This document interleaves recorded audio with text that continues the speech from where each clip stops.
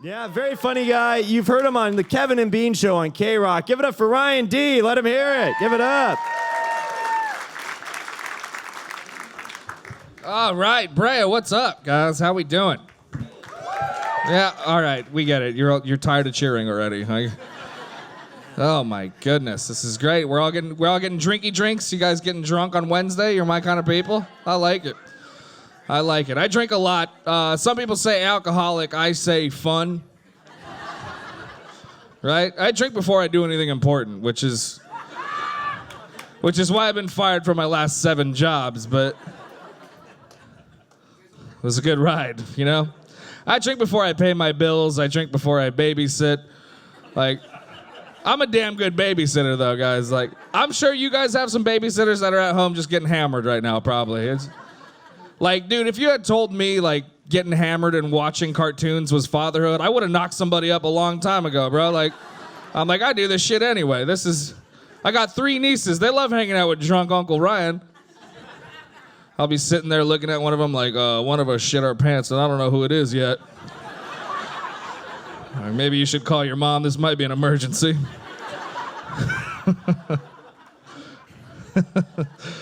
That's right. But I did have these words come out of my mouth recently. I had a 6-pack and got behind the wheel. Not my proudest moment, guys, but my friend goes, "Wait a minute, man. Are you too drunk to drive?" And then I answered, "Nah, dude, I'm just regular right now."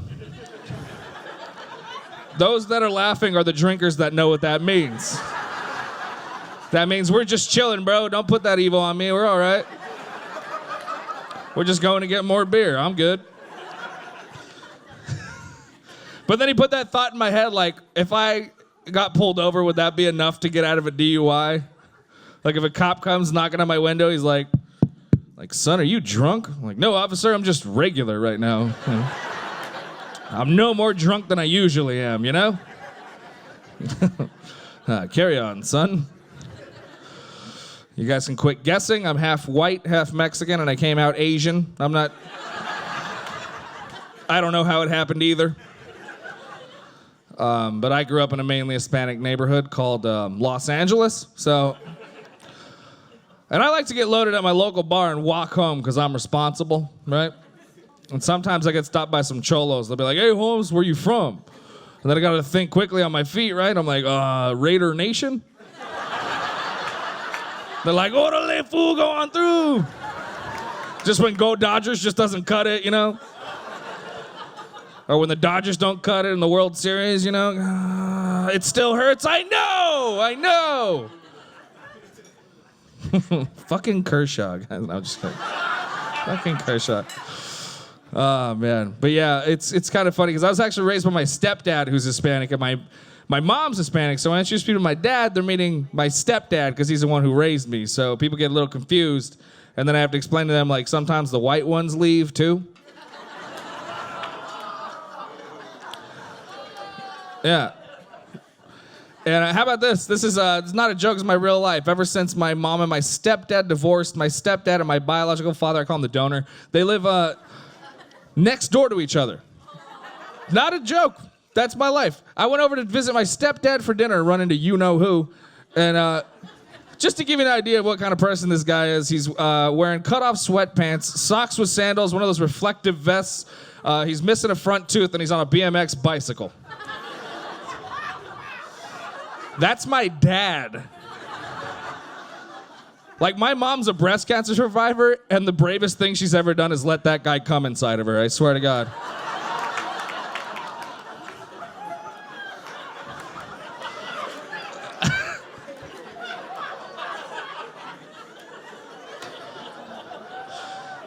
And he rolls up and he goes, "Hey, bud, how's it going?" I'm like, "Word, we're just going to pretend like we haven't talked in 15 years. I was like, "I'll bite." "Good, what's up?" He goes, "Is that your car?" And I almost didn't want to answer that because I was pretty sure he was going to break into it, you know? Like, "Yeah?" He goes, "Does it run good?" I go, "Clearly better than your car, buddy, huh?" He goes, "Yeah, I know, pushing 50, rolling around on a BMX bike, real embarrassing, right?" Yeah, it's pretty embarrassing. And then it's just an awkward, short-lived conversation. I kid you not. He goes, "All right, well, I'll see you later." And he pops a wheelie and takes off down the street. And I was with my lady at the time, and she just goes, whoa.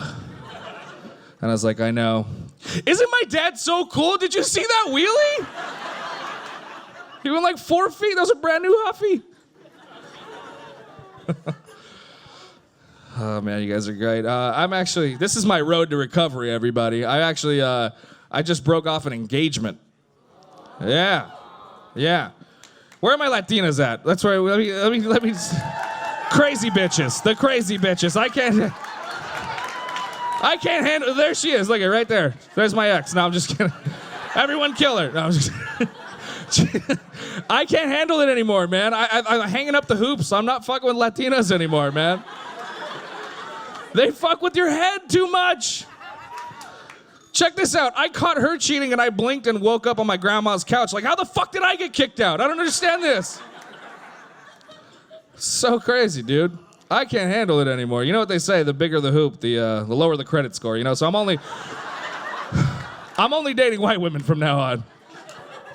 But here's the thing, like now I'm dating again, which is very weird for me because I was in this long-term relationship, and I can't I had a white chick over. She came to my house and came into my bed, and then like I tried to make a move on her, and she goes, "Wait a minute, I barely even know you."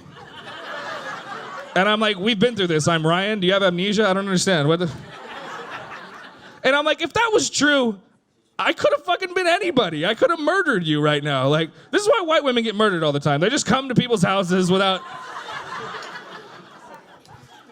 She didn't stick around after I brought up murdering her, by the way, but I was just trying to make a point. Maybe I'm not completely done with Latinas, though, because at least they'll fuck on the first date, right? Because you got to get them pregnant by the third, am I right?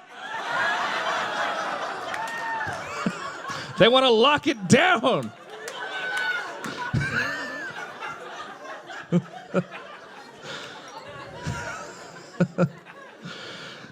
Yeah, my ex was half Salvadorian, half Mexican. Yeah, you hear that? She hated herself. You hear that? That's. You hear all the Mexicans get all weirded out about that? Yeah, that's right. She was 2 times the crazy, right? That means she would have stabbed me in my sleep. That's the Salvi side. And then she would have cleaned up the mess so thoroughly. That's the Mexican side.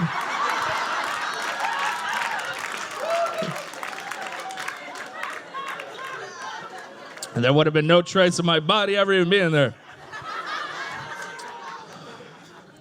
We got into an argument one time. She wanted to go to the Dia de los Muertos festival. She's very cultured. You know, I'm very Americanized. I dream about bald eagles. I piss excellence, and I breathe freedom, right? And I was like, sure, I'd love to go. I love going to those cultural things and whatnot. But you guys know how it is. You go straight to the dresser, you pull out one of those T-shirts, and you just like give them one of these, and that's just what you're wearing that day, right? And that day just happened to be my I Love America T-shirt that I got for 4th of July. And I'm walking out the door, and she goes, wait a minute, what are you doing? And I was like, what? She's like, you can't wear that shirt. And I'm like, why? What's wrong with it? She's like, we're going to this Mexican cultural festival. You're going to wear a T-shirt that says I Love America across the chest? And I was like, yeah, dude, Mexicans fucking love America. Last time I checked, they're like dying to be here, bro. So why don't you just... You should just chill out. They're the most patriotic people in this country, by the way. I lived in East LA for 3 years. You ever been around there around 4th of July? They celebrate like they fought in that fucking war.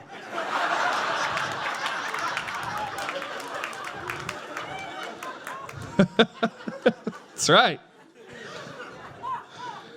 She goes, take it off, you're gonna offend somebody. You know, and I'm a comic, so I like to escalate things. I can see it starting to bother her. I go, you know what, babe? If they don't like it, they should get the fuck out of this country. How about that? This is Trump's America now. Let's just build that damn wall. And she built a wall on her southern border. We didn't talk for a couple days.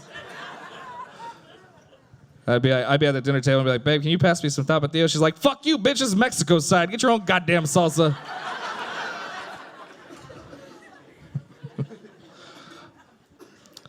Like I said, I am dating again, which is very weird. I went on a date with some girl. She tells me, chivalry's dead. And that's when I slapped the salad in her face and said, you fucking pay for this then. I don't think it's dead. I just think it's something that was like, you know, kind of created by men that women have kind of turned into their own thing, right? Like I picture King Arthur walking into Knights of the Round Table. He's like, all right, everybody listen up. We need to set some code, some sort of ground rules to respect these I don't know why he's from Jersey Shore. He just sounds like that in my head. He's like, rule number 1, ladies always go first. So you can check out that ass. Rule number 2, you always get a door for a lady. So you can check out that ass.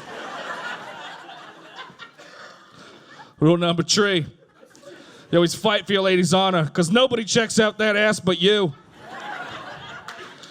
And rule number 4, you always get your lady dinner and drinks, so that hopefully she gives you that ass. It's the holidays. It's the holidays, guys.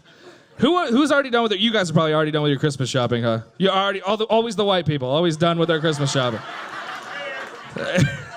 That doesn't mean you're not fucking white. I grew up in East LA too. I'm still half white. I can't handle it. It's the same thing. But anyway, look, I love Christmas time, but I grew up Catholic. But like I've been gravitating towards Satan a lot lately.